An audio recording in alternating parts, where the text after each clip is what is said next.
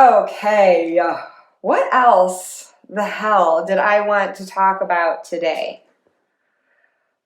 Well, I guess also in looking back on my March and now this like first half of April that's gone by, loose palomino.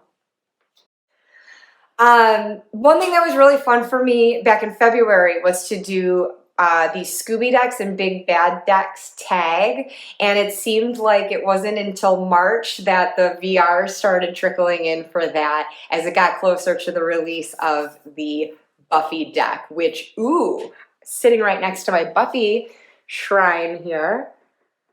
Oh, can I reach it? Yeah. I could give an update that, well, I shared my walkthrough of this deck, but since then, I have edged it. I had mentioned that I was thinking of doing red, and I did do red. And I am pleased to say that for whatever reason, ever since I edged it, I complained when I was shuffling that it was like starting to curve, where it kind of like would snap one way or the other. It's not curved anymore. It's straight, and I've shuffled it since then. It's fine. It's like corrected itself. So, all right. Thank you, Sharpie. I don't know why that would be the case, but I'm pleased with that. I also had a second copy because I had first pre-ordered it in the States because that's where I was going to be when the deck came out there. Not realizing at the time that it was going to come out earlier in Europe. So then I decided to leave that pre-order in place so that I would have a copy there and I could look at it and play with it while I was out of town. But then I was able to snatch this up in February over here. And for that second copy, someone in the comments of my walkthrough had mentioned that they had trimmed their borders off. Since maybe I'm missing it, but I don't know that there's like necessarily rhyme or reason to the different border colors and what cards they appear on. If I'm wrong, if you have noticed a pattern, please let me know. I don't care that there's not. It's just, it does kind of beg the question though. It makes you wonder because we like to look for patterns and meaning and everything. It's just how our brains work. But anyway, someone had mentioned how they had just cut the borders off.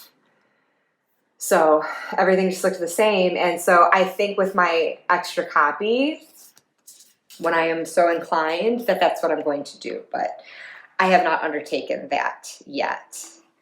I am also anticipating that I'm possibly going to have a third copy of it when the guidebook is updated.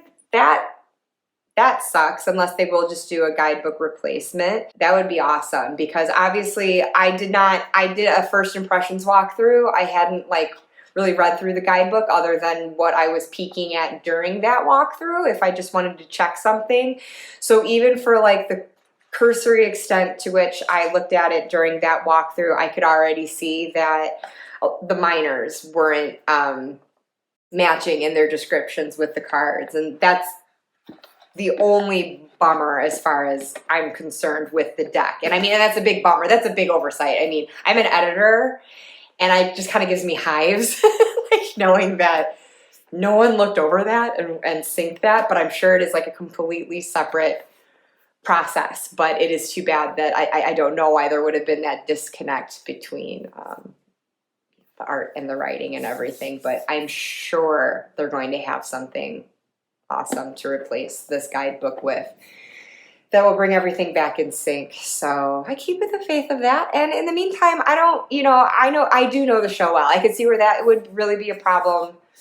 First and foremost, if you're new to tarot, but I don't know if getting a fandom deck would be the right thing to do if you're like to use as a deck to study from necessarily, because there is stuff that just, it helps to know from the show to understand what's going on in the card, even though there are a lot of things also depicting, fairly traditional Rider-Waite-Smith images, but I think that if you didn't know the show super well, or it had been, you know, it had been a while since you've seen it, you might be hard pressed to recognize some of the references on the cards. The guidebook would really be helpful for that. So, you know, I acknowledge that I looked at it from a standpoint of having seen this show a million times by now, and having done so in recent years, so it's pretty fresh in my head. So I didn't feel like the guidebook was something that I had to lean on too much, other than if there were a couple of cards that just made me scratch my head a bit as far as why they made the choice that they did, and I wanted to see what the rationale was in the guide.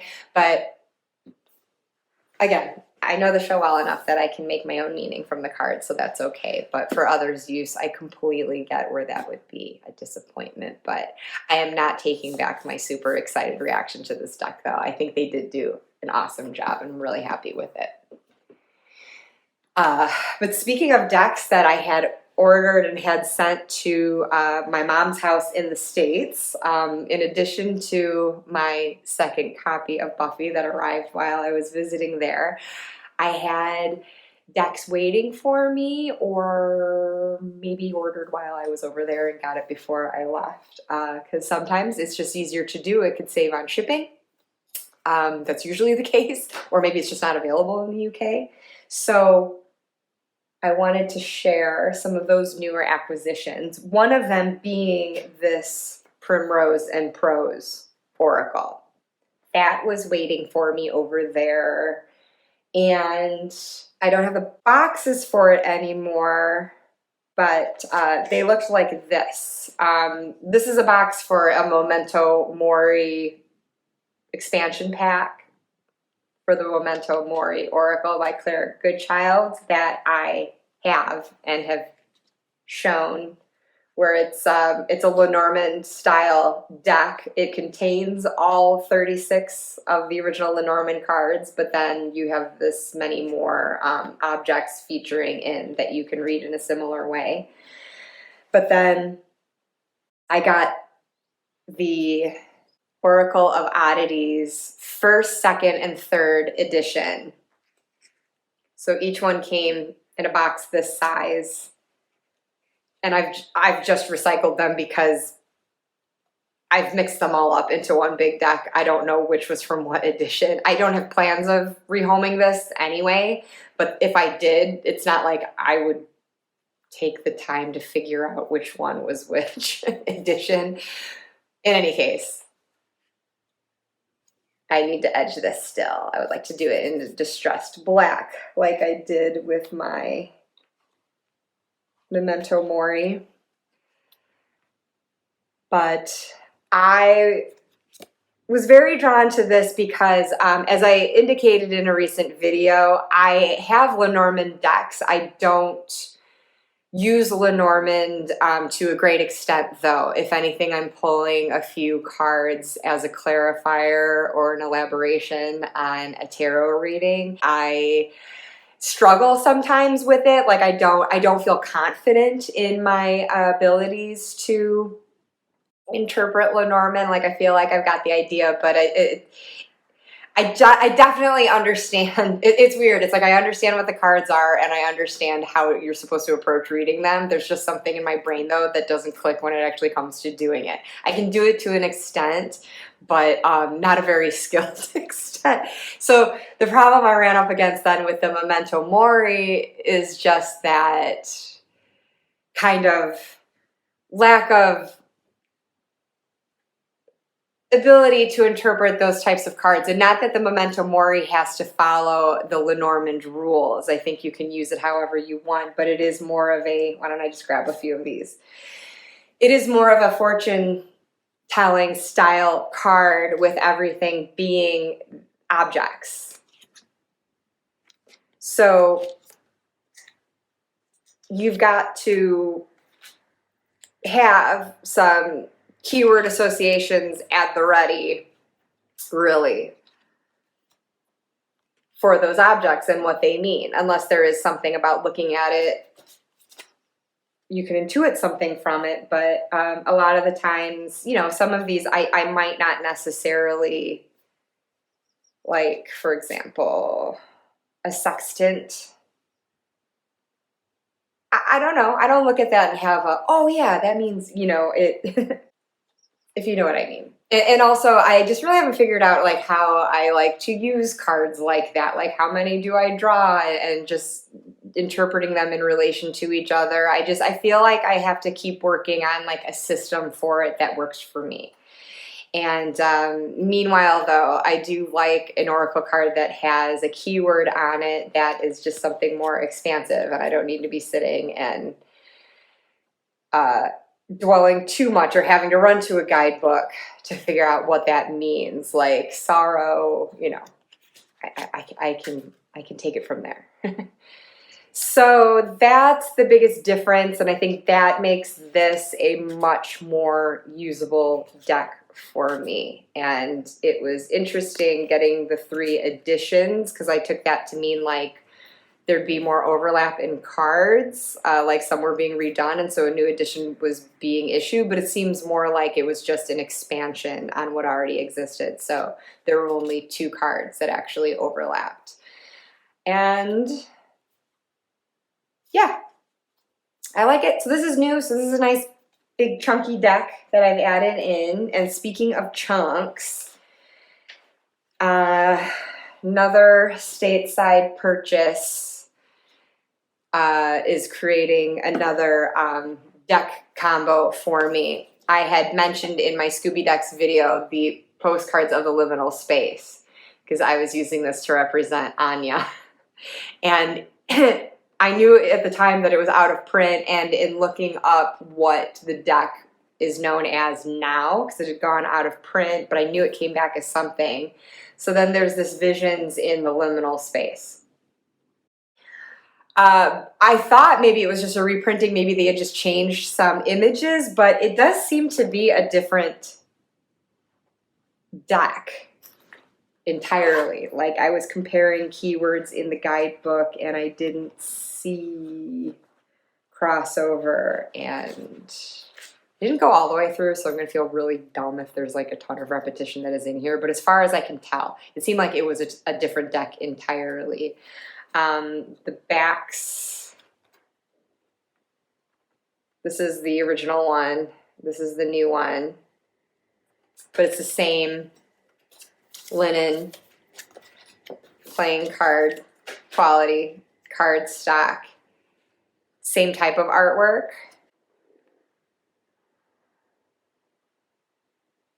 So I shuffled them together and look how big this is.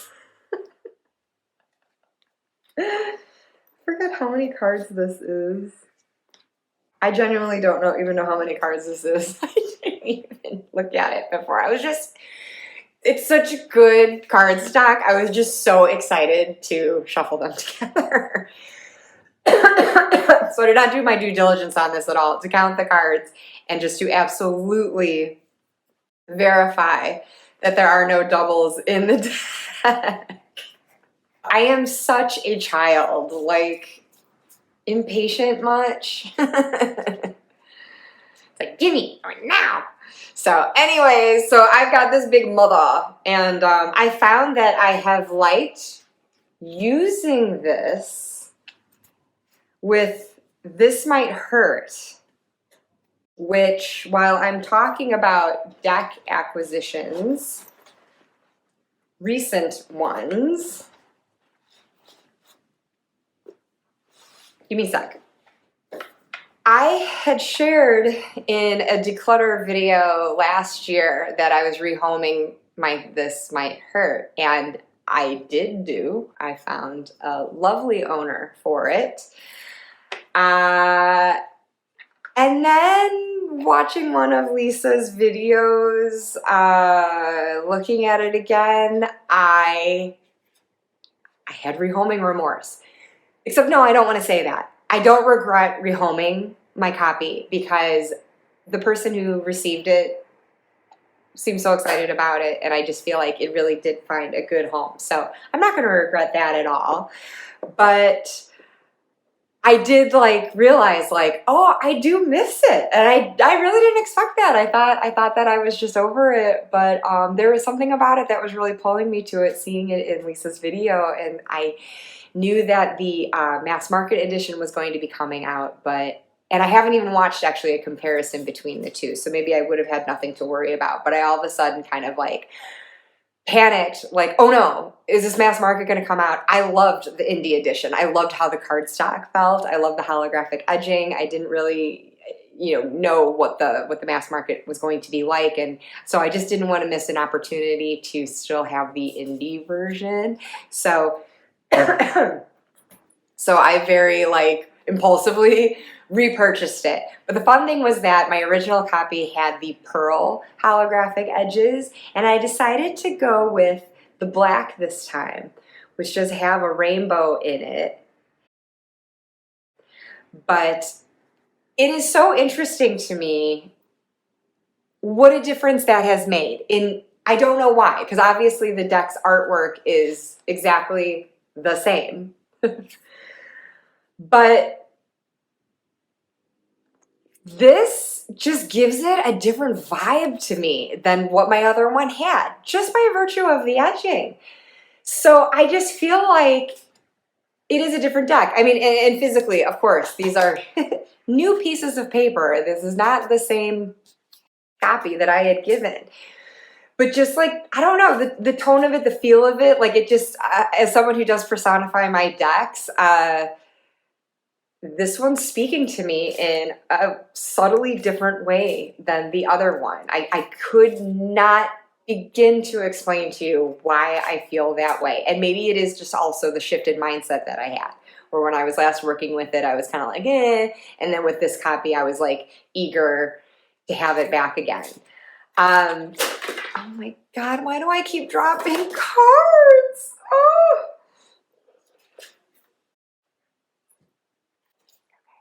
They're just gonna have to wait. They're just gonna have to wait. I can't organize myself right now. I'll get it together. I'll get it together. But as I was saying, I just feel like I'm working with a different personality here somehow. There's just somehow like a little extra edge that I'm feeling from this deck with this gilding, and I like it.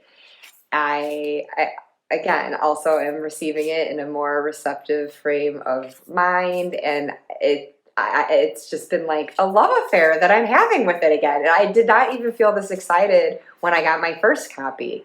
So I am just so happy to have this back in my collection. And it really surprises me. So this is officially the first deck I've ever repurchased after rehoming another copy. So, yay.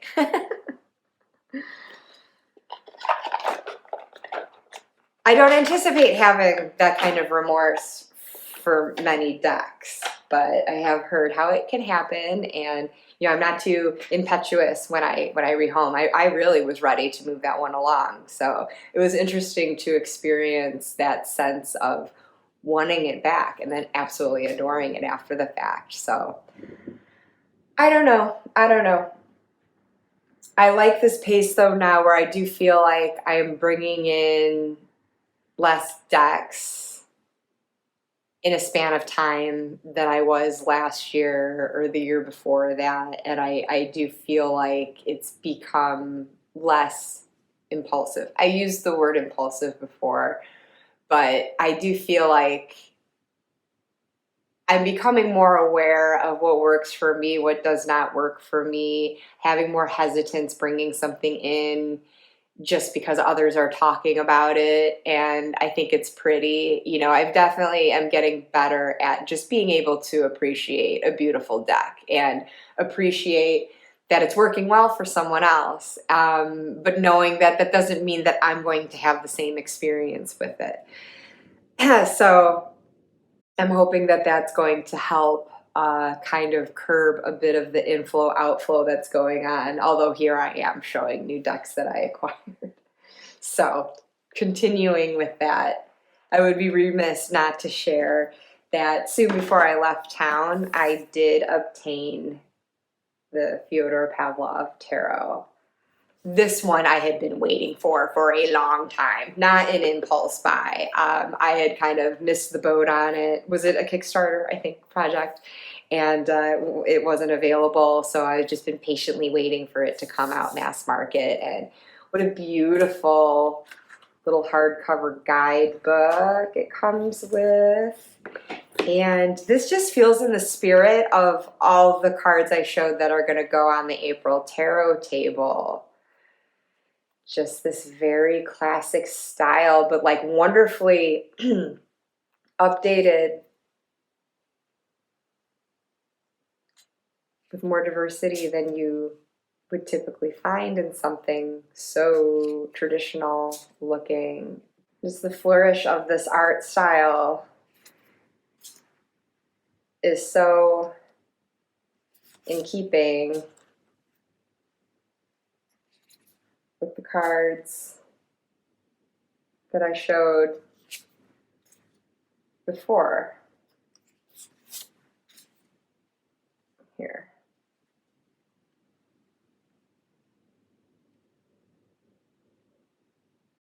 So this could be a contender for this month's tarot table too. I definitely plan to take it out and play with it more. I had sort of received it before I went out of town and then just tucked it away until after this whole month-long extravaganza was done and I could really properly sit with it. But gosh, the cardstock just, feels so wonderful, and it's just a really, really beautiful deck.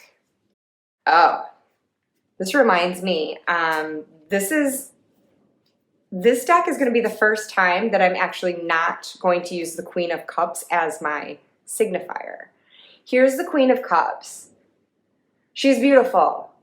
She's beautiful. And I genuinely don't get angsty about pregnant empresses. But I also don't have children. And so it's not that I like totally relate to images like this. So when I want a card to represent me in a deck, I decided that the Page of Cups in this instance feels more me.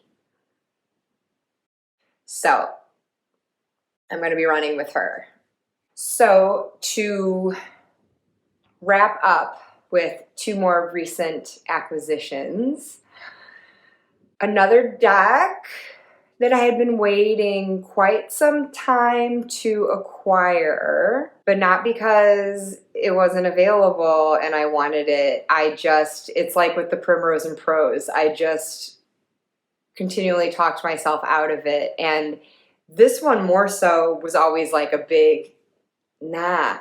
And what was I just saying about not getting decks because others are talking about it all the time? But this is absolutely a case where I got it because so many people talk about this deck and I just feel like I'm missing something. Like, and I've heard them saying how you don't know until you actually have it and you use it and then you get why people like it. And so I guess I just got this, not expecting that I'll have that same response as others have, but it just made me so damn curious if it would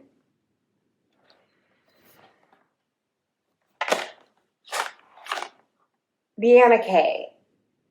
And in just holding it up, that rattling sound is why I hate this effing box so much, so much. I guess I'll figure out how I feel about it before I get rid of the box, but if I do end up having a love affair with it, I will get it in a bag and throw this away, or recycle it. I'll recycle it, but okay. It does come with this nice chunky guidebook, but that box blows. Anyways, I've really only interacted with this deck to the extent that I edged it But in the edging process, like I really sat with each card and looked at it and thought about its visual interpretation of the card it's representing. And I have to say, there are a lot of things about it that did delight me. And I thought were just like really beautiful interpretations and scenes that I just kind of felt like I could step into. And so I did have a very nice, like, initial response to a deck that I otherwise never thought I would have, because this artwork generally does not appeal to me. But I've heard so much about how endearing the people in this deck are, and just had this sense that it would be a very cozy deck. And I think that getting through some cold, gray, rainy weather was giving me those cozy feelings, and where I'm kind of yearning for like a nice day out in the countryside. And this just evokes some of what I feel and imagine when I am out in the English countryside and the lovely old villages that are around, in addition to the natural splendor to be had. This is what my last weekend felt like.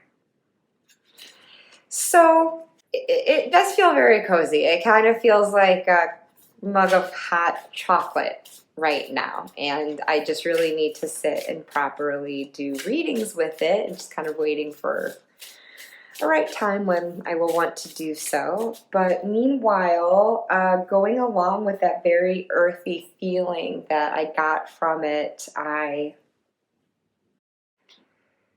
acquired the Earth Wisdom Oracle around the same time. And that was just the box. I forgot the actual cards are in a pouch elsewhere, so give me a sec. I also edged in brown.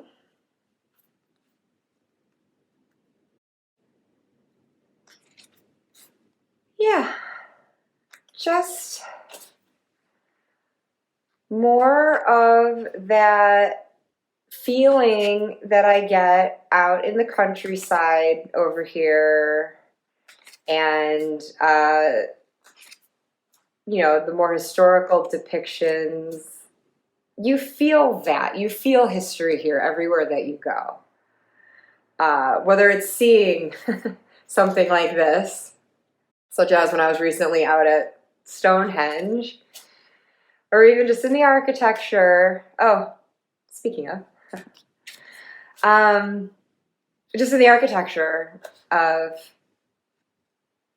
cottages and other buildings, but then like this kind of deep, deep,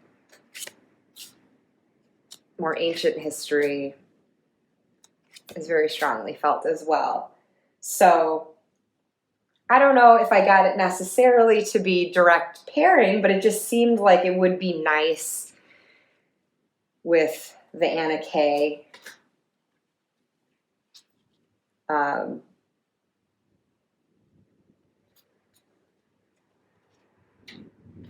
For the settings,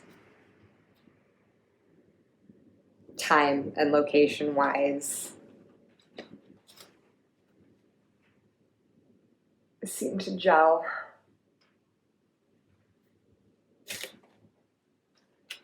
And again, they just feel really cozy. So I just know these are the type of decks. I don't feel like it's anything that I'm going to like run to as a constant go-to, but I know these are decks that like when I'm really feeling this, you know, I just get those moods where that is what I crave. And winter and spring for certain, I feel like maybe in the autumn also. I don't know why summer always gets passed over. I feel like whenever I talk about using decks seasonally, I'm always saying winter, spring, or autumn, and I'm just like crapping on summer. But I don't know. Summer just has like this whole vibrancy. I guess I don't necessarily. I mean, I guess you could feel like the brightness and activity of it as the mood of it, but there's just something more like atmospheric, something that I feel more viscerally during the other 3 seasons. So those are tucked away for when that mood strikes.